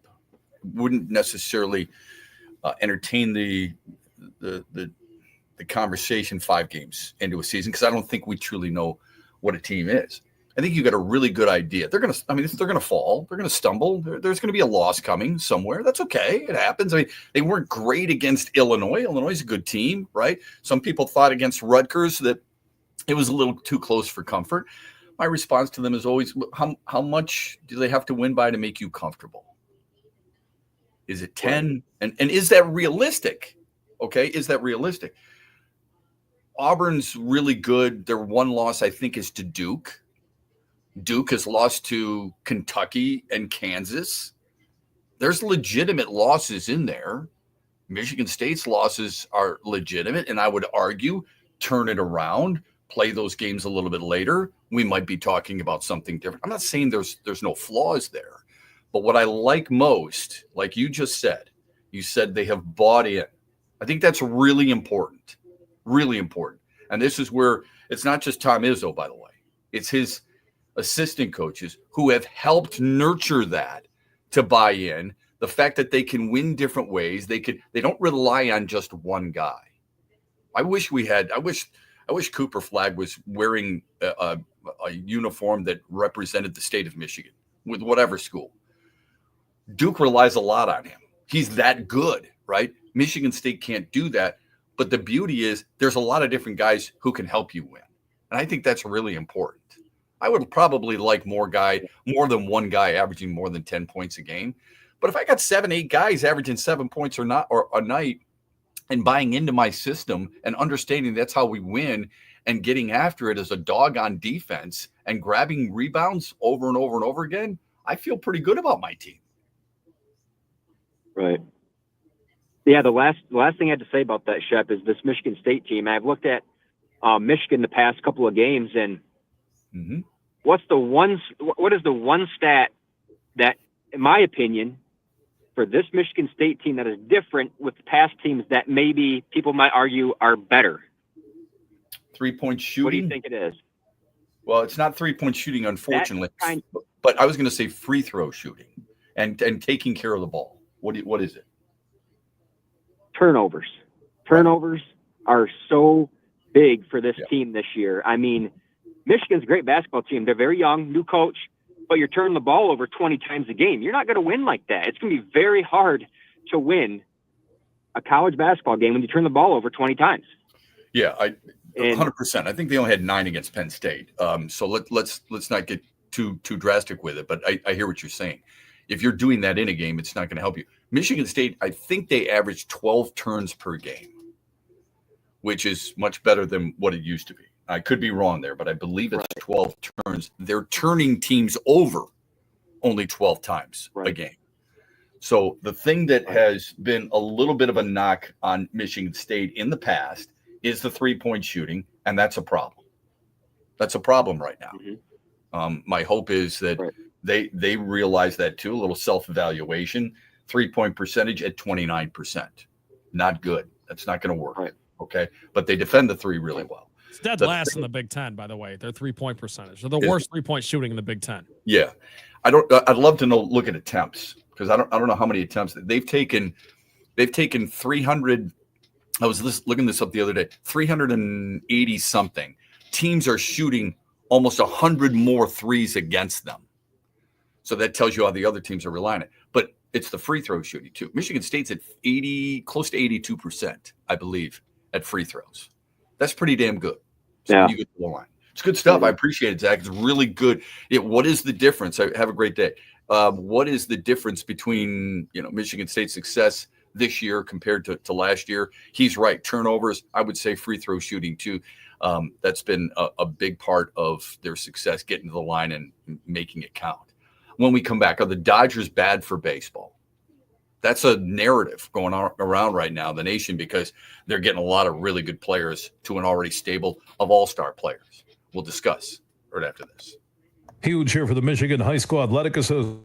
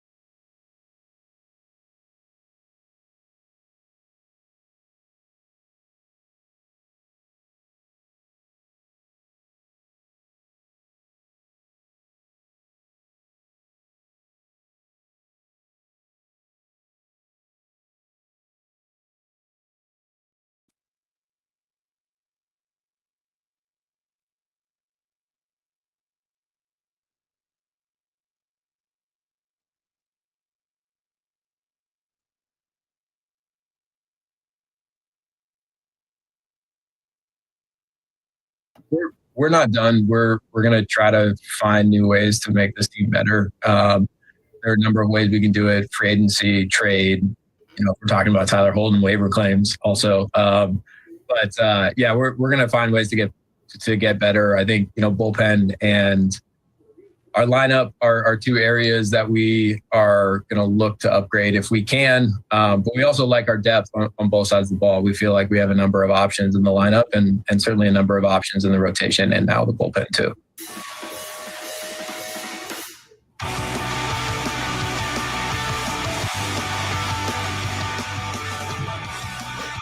Okay, but welcome back here on X's and Bros. That's Scott Harris, the Tigers president of baseball operations after the signing of Tommy Kahnle, hoping to do a little bit more than what they've done so far. But so far they have signed 3 free agents. I don't think free agency is the be-all, end-all, all right? I don't think that's something we've got to get a bunch of free agents and fix things. I think it's really important that this team draft and develop. They've done that. I think it's really important these young guys take if you want to call it the next step, go ahead. They've got to continue to get better. I don't know what that next step is for Parker Meadows. And if it's just a little bit more homers and a little bit better eye at the plate and so on and so forth, then it's probably not going to be good enough. They have to elevate their game to where they think the organization thinks they should be. And Riley Green and Parker Meadows and Colt Keith and Kerry Carpenter and to a certain extent, Matt Vierling, Jake Rogers has got to be – they all, even if they were good a year ago, and Vierling was good from a wins above replacement, he was the best everyday player in wins above replacement. Riley Green, all these guys, they've got to elevate their play. They've got to be better. And that's the way this team is going to have to play. And I'm okay with that. I'd like to see a little bit more added to them, but that they don't have. And moving forward, and that'd be great. I do ask people this, though, because what Tarek Skubal did last year was incredible. And there's no reason to think that he can't be as effective. Are you banking on him having that type of season again? That's hard to duplicate, man. It was special, no doubt, but it's hard to duplicate. So Scott Harris talking about the Tigers. There are some out there, as the Dodgers continue to pad their payroll and pad their rotation and a lot else. Like they just signed left-hander Tanner Scott, 4 years, $72 million. There's some deferred money, $21 million in there. But he's been you could call him a dominant reliever over the last couple of seasons. A guy who's thrown 150 innings, struck out 188, walked 90, or I should say given up about 98 hits, and had an ERA of 2, I think is pretty dominating. All right. They have they've been able to move a lot of different guys to a lot of different places, and they've got really good. It's hard to find a flaw with where the Dodgers are. So, for example, if you look at their pitchers, starters, Tyler Glasnow, Tony Gonsolin, Dustin May, Bobby Miller. I don't know if Shohei Ohtani's going to pitch. Roki Sasaki, because they signed him. They signed Blake Snell. Yamamoto, they've got him. I mean, that's 7 deep right now. Like we were having a conversation earlier in the show about who Detroit starters are. We're using obviously Jackson Jobe and Reese Olson and Alex Cobb and Tarek Skubal, maybe Casey Mize. There's 5 guys. I just reeled off 7 Dodgers, and they got more than that. And they haven't even signed Clayton Kershaw yet. They probably sign him. I wouldn't be surprised at all. Anyway, so a team that wins a World Series, they come out, they do this, they continue to add, they continue to bring, even bringing guys back. Teoscar Hernandez on a 2-year contract. They bring him back. They have spent, the Dodgers have, they have spent more than $450 million in guaranteed money this offseason. Let me just let that settle in for a moment. $450 million. So the luxury tax payroll at about $390 million is what it is right now. Even other owners like Hal Steinbrenner has said it's tough to do that. right? It's tough to stay up with them. So the Dodgers didn't get Juan Soto. Mets got him. Yankees couldn't keep Juan Soto, but they signed Max Fried. Is it possible to make a push without that? Absolutely it is, because, even the Yankees have the third highest payroll in baseball right now. Phillies are second, but $80 million behind the Dodgers. $80 million. That's incredible. The Yankees are worth $7.5 billion. And they're third in that spending. The Dodgers are ranked second most valuable franchise at a little bit, about $5.5 billion. So when you see how LA has added to their arsenal, Kirby Yates, I didn't even bring him up. He signed the 1-year deal. I brought that up earlier. So they've signed Blake Snell, Tanner Scott, Roki Sasaki, Michael Conforto, Teoscar Hernandez. They kept Blake Trinan. They kept. They kept Tommy Edman. So 7 names just right there. Are they ruining the game of baseball? Do you think it's too much? Do you think it's ridiculous that one team can have this type of success and so on and so forth? I think the argument to that is valid, but I think it's kind of short-sighted. If you look at who has won in the past, how many different champions have there been in baseball over the last 2 decades, for example? And then you probably have to do the same thing and compare it to other sports. All right. So are they ruining the game? Like, people have been asking players this. Somebody asked this of Jack Flaherty. Are they ruining the game of baseball? And Jack Flaherty came out and said, absolutely not. It's just ridiculous. They're not ruining the game of baseball. They do what they do better than anybody else. Yes, they have more money. More money does not always mean that you're going to be a winner. Otherwise, the Mets last year would have won the World Series.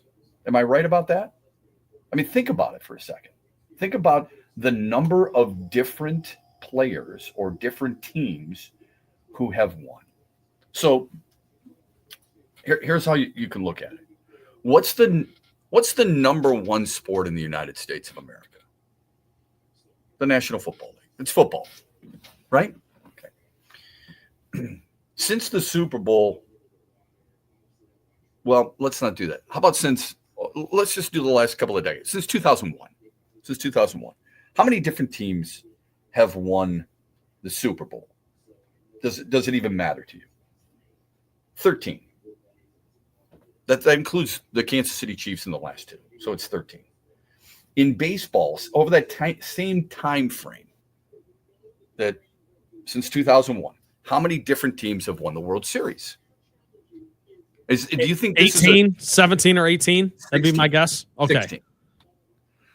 So I overshot it a little bit. Who's monopolized things more? The NFL or Major League Baseball? NFL. Does that matter to you? Do you think that plays a factor at all? We're talking about massive TV ratings, massive money, sharing and all that other stuff. Some teams, granted, NFL has a cap. They've got a floor and they've got a cap. I went over this earlier in the week. The percentage, 89, 90% teams have to spend at least a certain amount of money. That's not the case in baseball, remember? So you're going to say, well, the Dodgers have a much better shot than the Oakland A's, and that's not the way it is in football, or the way it is in football. You're right, because the A's have chosen that. That's a choice. That's not a rule. It's a choice by the Oakland A's. It's a choice by the Pittsburgh Pirates. It's a choice by the Tampa Rays and the Kansas City Royals and the Cleveland Guardians and the Detroit Tigers and teams like that are in the lower part of Major League Baseball salary cap, on the lower part. That was their choice, not to do it the way the teams that spend a lot of money. I'm not going to hold that against them. That's a business decision by their owner and their management. But don't tell me that spending more money automatically equates to winning. Are you jealous of the Dodgers? Yes. Does that mean they're doing it wrong in base? This is what's wrong with baseball? No, it doesn't. And the case is that you're getting more free, you're getting different champions over a same stretch period of time than you would if it were the NFL. It is harder to dominate. If you want to call it dynasty, sure, go right ahead. Harder to have a dynasty in baseball than it is in baseball. But could you argue though, Shep? The schedule, the number of games played. Okay, that's right. pretty clear, right? And I also go back to this argument that I've said forever. One player in football can really help you be a dominant team. If you've got that quarterback, then you can be a dominant team.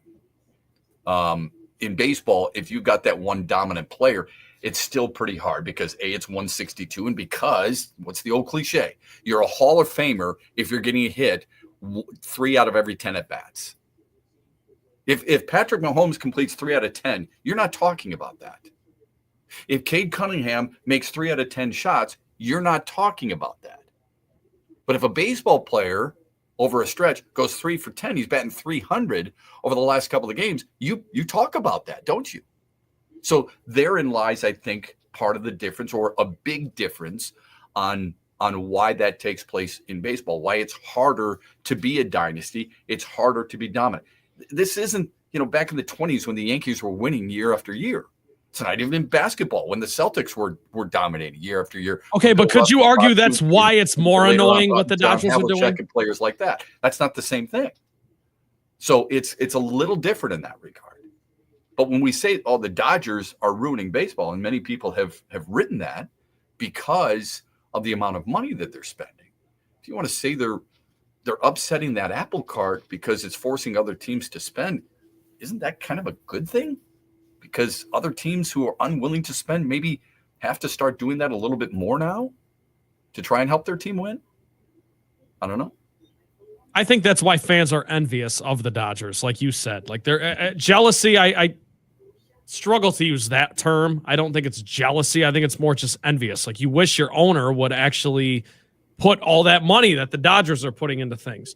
But I think, Shep, that's also where you can kind of flip it and be like, that's why it's more annoying what the Dodgers are doing, because they're buying all this talent. Yet that it goes to show the statistic you just brought up with the NFL versus the MLB. Like, that's not exactly how you win. You don't just win by throwing a bunch of money out there. The NFL, they have a cap and they build a team that's sustainable. And you can win 3 Super Bowls in 4 years like the Chiefs have.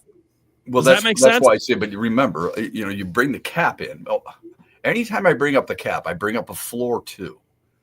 Don't lose sight of that. It's really important. I know that. It's forcing you know that, but we don't mention it. When you bring other teams into it, you've got to have that as part of your argument, because there's no such thing like that in baseball, and you have basically wiped away almost a quarter of the teams that aren't willing to do that.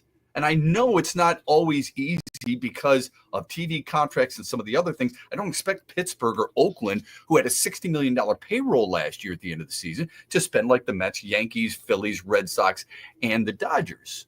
But you can expect them to spend more than $60 million. Okay?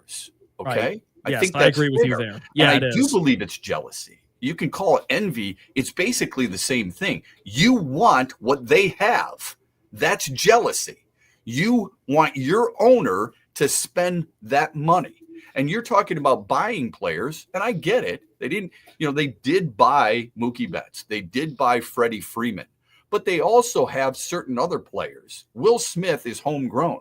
They had Gavin Lux homegrown. They traded him away for players. There are other ways to make things better. Okay, yes, but their biggest asset is their money. And you've got Clayton Kershaw, who's been the face of their franchise, and I know he hasn't been great in the postseason, but he's homegrown. This is what happens. It happens to all teams, all right? If all you want is homegrown players, you're going to be left very disappointed with your season and your team.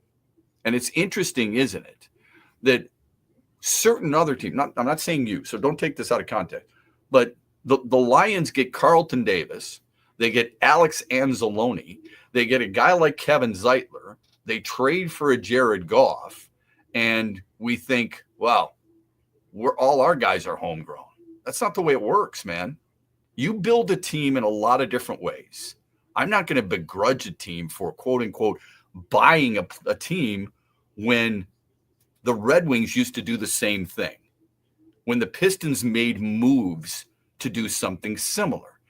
The advantage that the Dodgers have is the money, but their bright front office is the primary reason you should be jealous, because they make the right moves. Does it help to have a bigger checkbook? You're damn right it does, because they're getting guys like Freddie Freeman and Mookie Betts, and certain other franchises are not doing that. But you know what? Some of those franchises might be able to do it if they could start winning. If they could start making the right decisions. And there's too many franchises, I'm not just talking about Detroit, that have not made the right decisions. You know, there's a team that gave up on David Ortiz at one point, right? So when you say, oh, not you, but when people say, well, you're buying guys. Did the Red Sox buy David Ortiz? Minnesota is where he started, and he failed. And he was available, so the Red Sox took advantage of it. Now, that's not the case with all the Dodgers, but it was with Max Muncy, because Max Muncy was in Oakland A. And it didn't work out. Maybe they're just better at a lot of other things than other teams. Not just the money. It helps to have the money, but you got to have the right vision. You got to have the right people in place.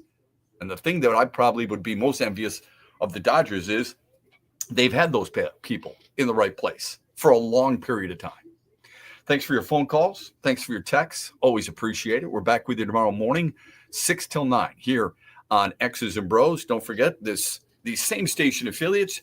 You get the huge show later on today from 3 until 6 on the Michigan Sports Network. Have a great Thursday, everybody. Hey, Michigan, let's go big.